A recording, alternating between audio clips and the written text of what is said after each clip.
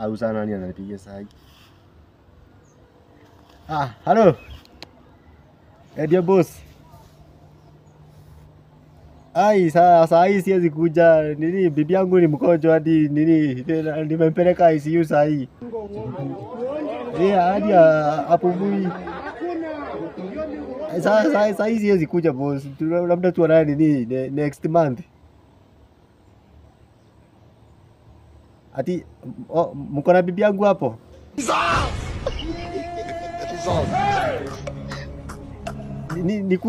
Nikuja hapo saa hii Ati anasema after nimelipo jana si kurudi kwa nyumba. Nikosea njia ya kurudi kwa nyumba lakini unajua unaniona kama matako yako. Sawa, nakuja saa hii. Msiende, wacha nikuje. Utakufa vibaya wewe na kuhurumia. Sasa hizi pombe. Nililipa pesa zote jana.